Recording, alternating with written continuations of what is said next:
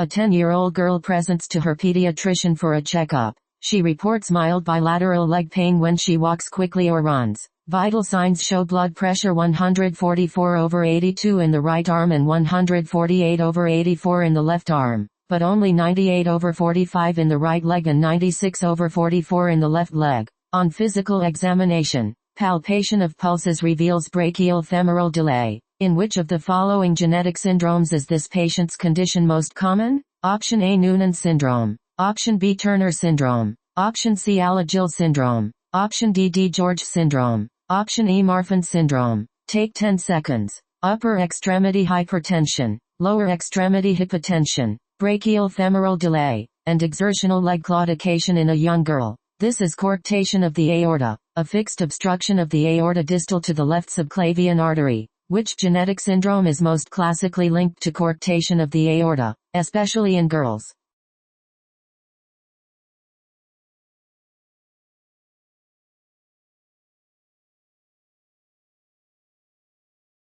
The correct answer is B, Turner syndrome. This patient has coarctation of the aorta. The obstruction of the aortic arch distal to the left subclavian artery causes high blood pressure in the upper body and low blood pressure in the lower body, with brachial femoral pulse delay. The most common genetic syndrome associated with coarctation of the aorta is Turner syndrome. 45x. Approximately 5 to 15% of girls with COA have Turner syndrome, and up to 18% of patients with Turner syndrome have COA. Because of this link, all female patients diagnosed with coarctation of the aorta should undergo genetic testing, specifically karyotype analysis. Noonan syndrome most commonly causes pulmonic stenosis. About 80% of Noonan patients have cardiac defects, but COA occurs in fewer than 10%, making Turner syndrome a much stronger association. DiGeorge syndrome, or 22q11.2 deletion, is associated with conotruncal defects such as tetralogy of Fallot,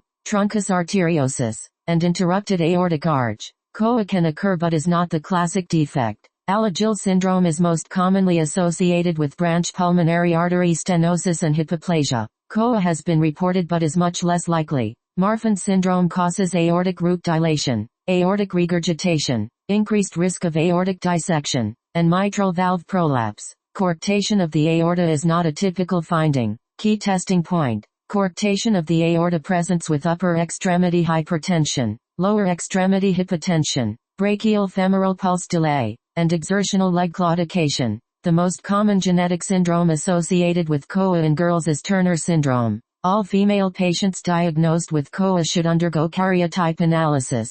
Remember, Noonan equals pulmonic stenosis, DiGeorge equals conotruncal defects, and Marfan equals aortic root dilation. Follow for daily board questions.